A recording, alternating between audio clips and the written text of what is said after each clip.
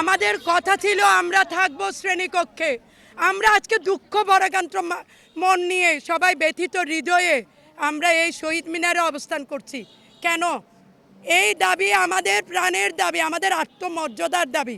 আমাদের চেয়েও কম শিক্ষিত বিভিন্ন অধিদপ্তরের গুলো যদি 10ম গ্রেডে যেতে পারে, আমরা সকল শিক্ষক এখন বর্তমানে মাস্টার্স ডিগ্রি হোল্ডার হওয়ার পরও আমাদের দাবি সরকার মানছে না। অথচ আমি মাননীয় প্রধান উপদেষ্টার দৃষ্টি আকর্ষণ করে বলছি, কেন আমাদেরকে দিয়ে জাতীয় সব কাজগুলো আমরাই করি। জাতীয় নির্বাচনের কাজ বলেন, ভোটার তালিকার কাজ বলেন, স্বাস্থ্যসেবার কাজ বলেন, করি না এমন কোনো কাজ নেই। শিশু জরিপ থেকে শুরু করে সব কিছু। কোভিডকালীন সকল কার্যক্রম বন্ধ ছিল, কিন্তু প্রাথমিকের কোনো কার্যক্রম বন্ধ ছিল না। প্রাথমিকের শিশুদেরকে আমরা ডিজিটাল পদ্ধতিতে পাঠদান করিয়েছি। এই কোভিডকালীন আমরা পাড়ায় পাড়ায় গিয়ে ঘরে ঘরে গিয়ে শিশুদেরকে পুষিয়ে দিয়েছি। তারপরও আমাদের প্রতি এমন বিমাতা সুলভ আচরণ কেন? গতকালকে সারা বাংলাদেশের সমস্ত শিক্ষক, টেকনাফ থেকে তেঁতুলিয়া, রূপসা থেকে পাতুরিয়া পর্যন্ত সমগ্র বাংলাদেশের শিক্ষক আজ এক দফা দাবিতে রাজপথে আছে এবং বিদ্যালয়কে শাটডাউন ঘোষণা করা হচ্ছে। তার কারণ হচ্ছে আমরা সরকারের কাছে আবেদন করেছিলাম, আমরা সরকারের কাছে নিবেদন করছিলাম, আমরা সহকারী শিক্ষক, আমাদের দাবি রয়েছে।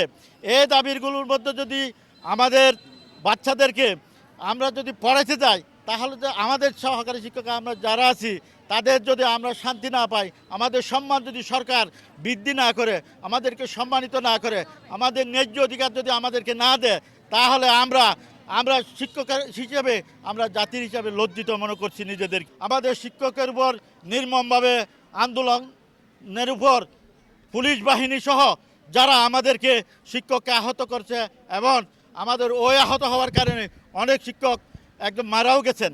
এই শিক্ষকের মৃত্যু এবং আমাদের লক্ষ লক্ষ শিক্ষকদের যে প্রাণের দাবি, সেই দাবি যাতে আমরা অচিরেই সরকারের কাছে আবেদন জানাচ্ছি। আজকে অচিরেই আপনারা আমাদের দাবি পূরণ করেন, আমরা আমাদের সেই নিজ বিদ্যালয়ে আমাদের প্রিয় প্রতিষ্ঠানে আমরা ফিরে যাব।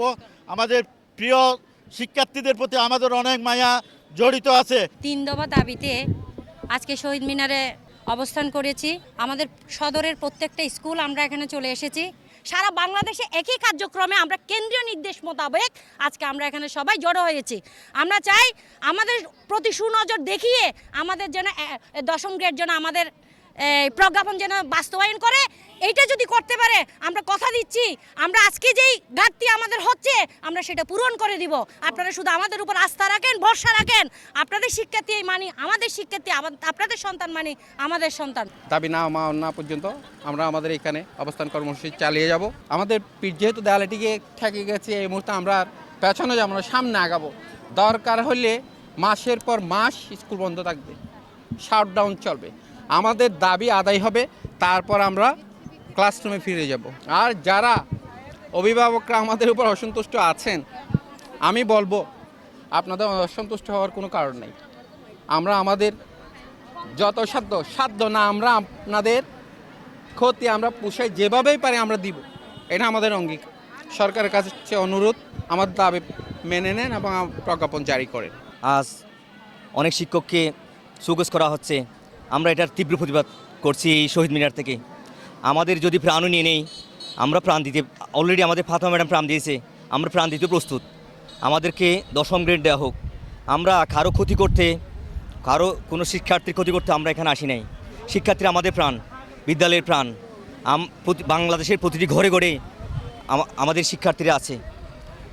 সুতরাং এই আন্দোলনের মাধ্যমে আমি মাননীয় প্রধান উপদেষ্টার প্রতি আবেদন জানাচ্ছি, যাতে আমাদের সাথে সহমর্মিত অনুভব করে আমাদের দাবি পূরণ করে নেন। প্রাথমিক শিক্ষকদের পক্ষ থেকে আমরা কেন্দ্রীয় কমিটির পক্ষ থেকে আমরা আজকে কক্সবাজার সদরের ভীমখালী ইউনিয়নের সমস্ত স্কুল কমপ্লিট শাটডাউনের আওতায় আছে এবং কক্সবাজার সদরের আমরা সবাই এখানে একসাথে আমাদের কক্সবাজার শহীদ মিনারে এই একাত্মতা ঘোষণা করছি কেন্দ্রীয় কমিটির সাথে।